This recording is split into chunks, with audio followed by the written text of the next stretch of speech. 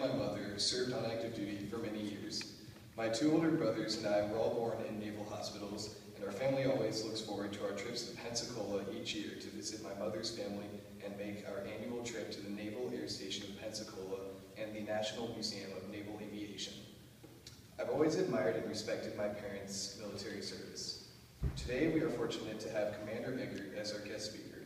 He is a patient and loving father molded by several talents that he acquired through the service.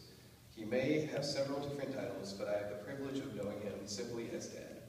Even though I am a little taller and have to look down to see him, I'll always be looking up to him. Ladies and gentlemen, Commander Eggert.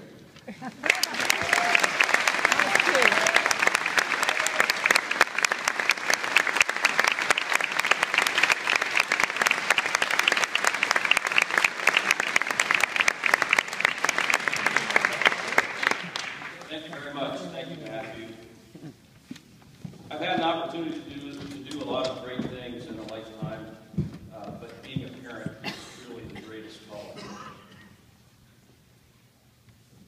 Before I get started today, I'd like to extend my congratulations to the volleyball team on their 10th state championship.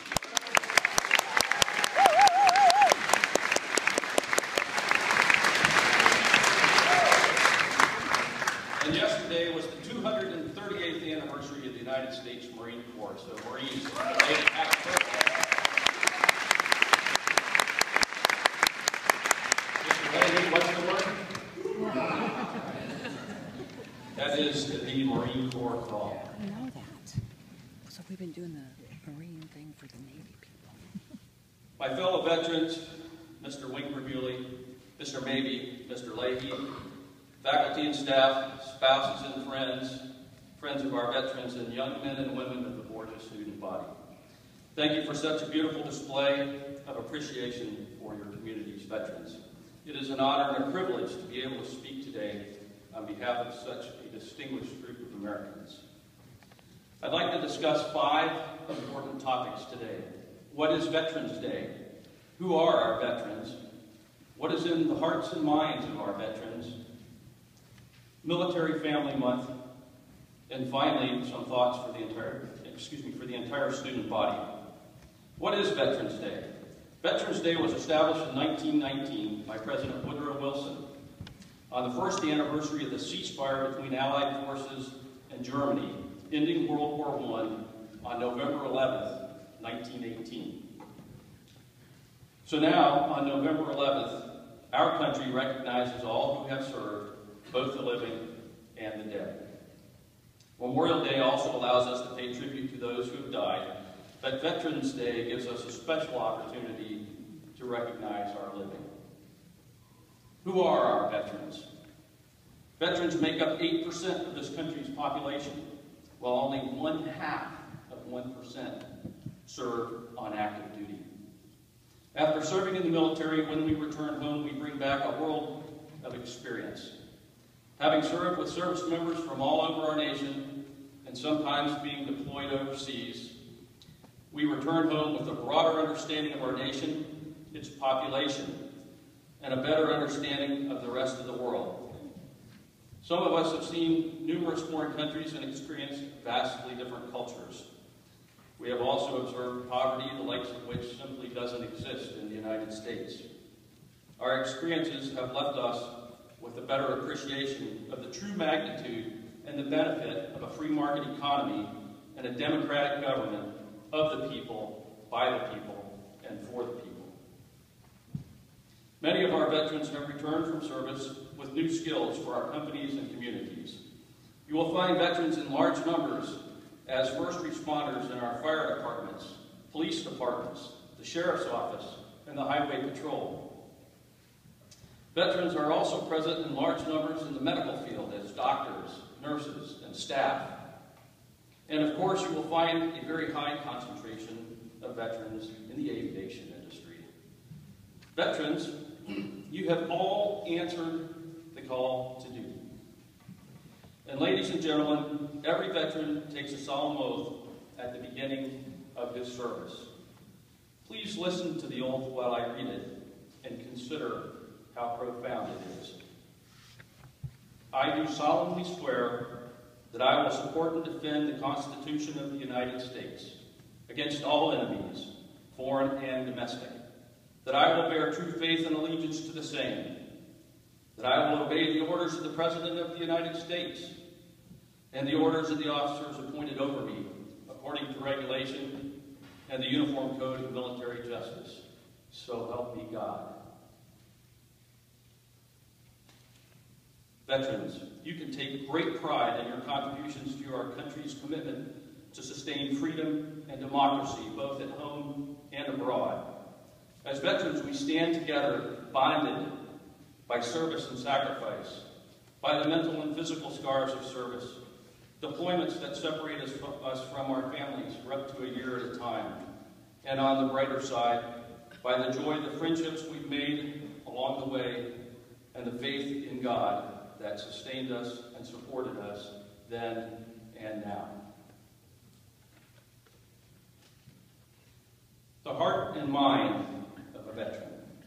We are fiercely patriotic. Having served our country, we feel a sense of pride and ownership in the United States. We find it difficult to sing God Bless America without getting a little emotional. We exercise our right to vote at a higher percentage than any other segment of the population.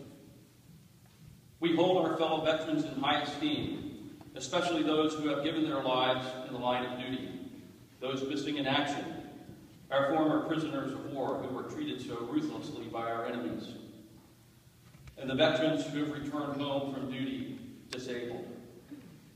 It is important to note here that during the War on Terror, we have lost 6,000 soldiers, airmen, sailors, and Marines, and over 50,000 have returned home wounded. Many of those wounds are missing limbs and brain injuries. These young men and women are the newest heroes among our veteran ranks, and they need all the help that we as a country can provide them. As veterans, we are particularly grateful for the young men and women today who choose to serve on active duty and go in harm's way. We think about them, we worry about them, and we pray for them. Lastly, the topic we never talk about, but that is still very important. There are the memories of so many great people lost along the way. For my wife, Kristen, and I, by the way, she's my favorite veteran.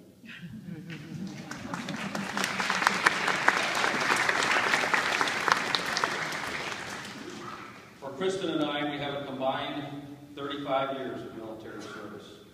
During our careers, we have seen the loss of over 50 people who died in the line of duty. Many of them were very, very dear friends. We never forget them, or their family, or their spouses, and their children. But as veterans, we believe it is our cross to bear and not yours. As veterans, we go into harm's way so you don't have to. As veterans, we experience danger so you don't have to. And as veterans, we generally keep the unpleasant memories to ourselves. We view that as a permanent duty. For many of us, Memorial Day doesn't feel like a day for a parade, although we are grateful to see the public recognize the day. It feels like a day for solitude and reflection. As veterans, we don't seek pity. We don't seek sympathy.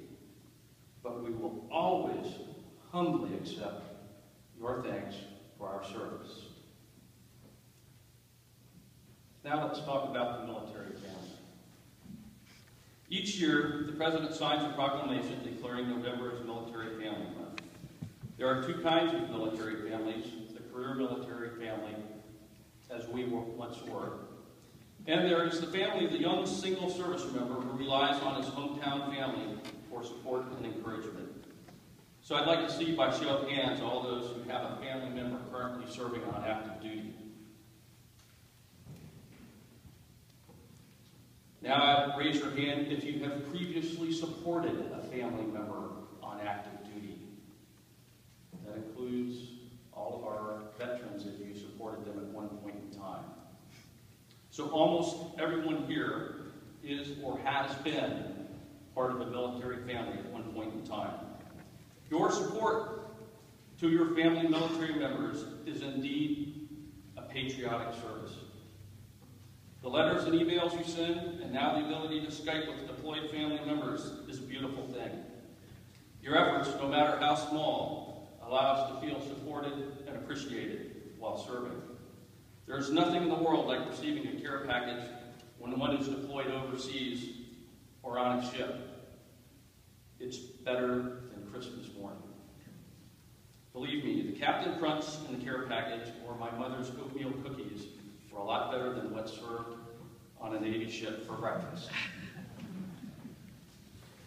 So as veterans, we'd like to extend to you our utmost gratitude for your loyal and faithful support and your letters, care packages, and prayers. As Frau C. said, you are the ones left behind, and you are greatly appreciated. Young men and women of Borgia, you are our pride and joy and the future of our community and our country. You should be commended for your support of our troops with your letter writing campaign. For those of you who may not be aware, the entire student body is writing letters and gathering peanuts to be sent overseas, I believe, to support the Air Guard. So I brought along some souvenirs from my time on active duty to show you what impact your letters have. This is a stack of letters to any service member. They really get to us. I collected these from 1990 to 1999. They came from people all around the country, and ironically, including one from Emmanuel Lutheran School here in Washington, from a young girl named Lisa, to somebody halfway around the world. It came to my mailbox on an aircraft carrier. So your letters are important. They help tremendously, and I applaud you for your effort to do so. You have been given a great gift. The gift of a future filled with freedom and democracy that was earned and defended by millions of veterans over the course of 200+ years. As high school students, you're only a few years away from voting age and becoming citizens who will help guide our nation in the years ahead. There is tyranny and oppression in the world today, and our nation still stands as a beacon of hope to people around the world.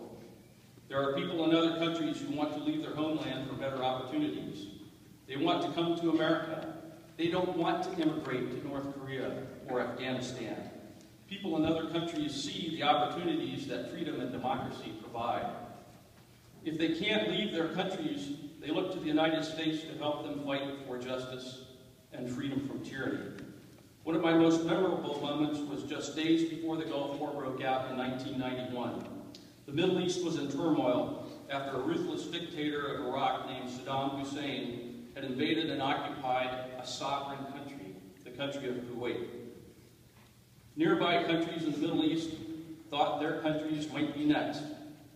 And so as our aircraft carrier, the USS Theodore Roosevelt, transited the Suez Canal with the American flag flying high on a mast at the top of the ship, thousands upon thousands of Egyptians lined the shore of the canal for 30 miles to wave us well wishes. They needed us, depended on us, and knew that our forces would prevail. There was war and tyranny in the Old Testament. It is present in our world today, and it will be present 10 years from now. And you, as young adults, will be helping to decide how our country deals with it. Young men and women of Borgia, our veterans have achieved, and they have succeeded in their military duty. And the value of achievement, the value of success, is the ability to inspire. I hope we have inspired you. I hope that we will always inspire you. In return, we ask that when you find your calling, your vocation in life, strive for success, strive for achievement, and be an inspiration to the people around you. God bless all of you, and God bless America. Thank you.